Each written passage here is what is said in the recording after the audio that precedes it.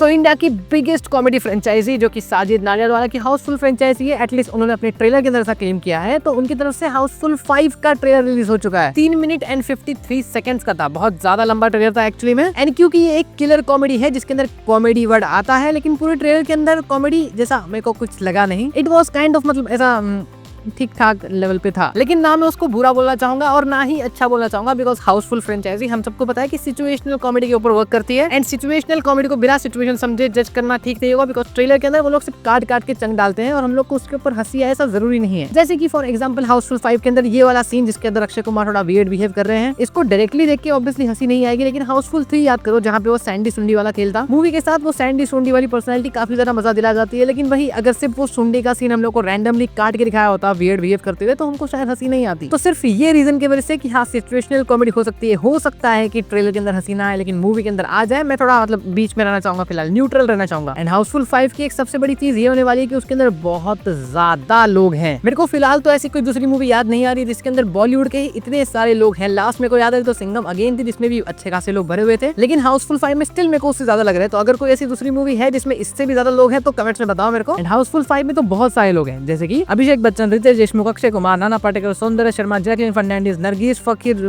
जो भी नाम है उनका, नरगिस फकीरी शायद से, संजय दत्त, अंडा कड़ी पत्ता, अपने जैकी दादा, श्रेयस तलपड़े, फरदीन खान, चंकी पांडे, जॉनी लीवर, निकेतन धीर, हाँ निकेतन धीर, दिनो बोरा, पापा रंजीत और भी अगर कुछ होंगे तो मैं शायद उनका नाम लिख नहीं पाया। तो इतने सारे लोगों को ये लोग साथ में लेके आए हैं, जो कि बहुत बड़ी बात है, बिकॉज पैसा चाहिए उसके लिए। लेकिन साजिद नाडियाडवाला के पास बहुत पैसा है, 300-400 करोड़ का बजट बताया जा रहा है इस मूवी के लिए। एंड जितने लोग लेके आए ना, बजट का आधा पैसा आई थिंक सब लोग का पेमेंट दे देते ही निकल गया है। एंड इसकी स्टोरी ऐसे होने वाली है कि पापा रंजीत के 100वें जन्मदिन के ऊपर इन्होंने एक यॉट को पार्टी का स्पॉट बना दिया है, जिसके ऊपर बहुत सारे लोग आ चुके हैं। अब इस यॉट के ऊपर पापा रंजीत अपने बेटे को अपनी विल पास करने वाले हैं, जिसका नाम जॉली है। लेकिन यहाँ पे 3 जॉली है, तो सिचुएशनल कॉमेडी वगैरह घुसा के यहाँ पे 3-3 जॉली कैसे तो आ जाएंगे अपनी अपनी बीवियों के साथ ये दावा करके कि भाई मैं असली जॉली हूँ। उसके ऊपर भसड़ होगी आगे जाके। ये लोगों जो वाइफ एक्सचेंज वाला मोस्टली होता है ये हर हाउसफुल फ्रेंचाइजी में। एंड यहाँ पे भी ट्रेलर में आगे चल के हम लोग को वाइफ एक्सचेंज वाली चीजें देखने मिलती है, जो कि काइंड ऑफ फनी था मेजॉरिटी, बिकॉज अक्षय कुमार का जो एक्सप्रेशन था इसके ऊपर थोड़ी हंसी आ गई। एंड इस सारी इन्फॉर्मेशन के बीच में क्या मैंने ये बताया कि पापा रंजीत की जो विल है वो कितने की है, 69 billion pounds. Crazy number choose किया है। एंड ट्रेलर से मेरे को एक ये चीज नोटिस हुई कि अब तक की जितनी भी हाउसफुल की मूवीज बनी है, हर एक मूवी में से कुछ ना कुछ इन्होंने यहाँ पे उठा के डाला हुआ है। हाउसफुल 5 के ट्रेलर में से ये बंदर वाला फाइट सीन, जो कि हम लोग को याद दिलाता है पार्ट 1 के बंदर वाले फाइट सीन के, जहाँ पे अक्षय कुमार एक बंदर से लड़ते हैं। डिफरेंस ये इतना है कि पार्ट 1 के अंदर एक बंदर था, यहाँ पार्ट 5 के अंदर 2 बंदर है, दोनों एनिमेटेड। पता नहीं पार्ट 1 के अंदर जब ये रियल बंदर ला सकते हैं तो पार्ट 5 में रियल क्यों नहीं लाया, एनिमेटेड क्यों किया। ट्रेलर के अंदर हम लोग को पापा तो बैंड बजाए वाला गाना सुनने मिलता है, जो कि हाउसफुल 2 में से उठाया गया है। अब ये मूवी के अंदर होगा या नहीं होगा आइडिया नहीं है, ट्रेलर के अंदर तो था। पार्ट 3 में से अभिषेक बच्चन को उठाया, क्योंकि मेरे को पार्ट 3 में कुछ नोटिस नहीं हुआ, तो यही चीज ले लो, कुछ तो उठाया, ठीक है। एंड ट्रेलर के एक सीन में ये लोग बात कर रहे होते कि हाँ मेरे को याद आया मेरी बीवी तेरी गर्लफ्रेंड है, तेरी बीवी मेरी गर्लफ्रेंड है, एक्सेट्रा एक्सेट्रा। तो ऐसा पॉसिबल है कि हाउसफुल 4 के अंदर वो जो बीवी एक्सचेंज वाली चीज हुई थी कि हाँ पुराने जमाने में हमारी बीवी अलग थी, ये वाले जमाने में हमारी बीवी अलग है, तो वो कंफ्यूजन तो बैठता है। तो ऐसा स्लाइटली पॉसिबल है कि हाउसफुल 4 में से वो बीवी एक्सचेंज वाली चीज उठाई है इन्होंने, मतलब खुद की ही फ्रेंचाइजी से उठाना नहीं कहते, मतलब ऐसा याद दिलाना या नॉस्टैल्जिया कह सकते हैं और रेफरेंस भी कह सकते हैं। ट्रेलर में अपने अंडा कड़ी पत्ता जैकी दादा एक पॉइंट पे आके ऐसा कहते हैं कि छोटी बच्ची है क्या, मतलब ऑब्वियसली वो चीज बहुत पुरानी हो चुकी है अभी, लेकिन ठीक है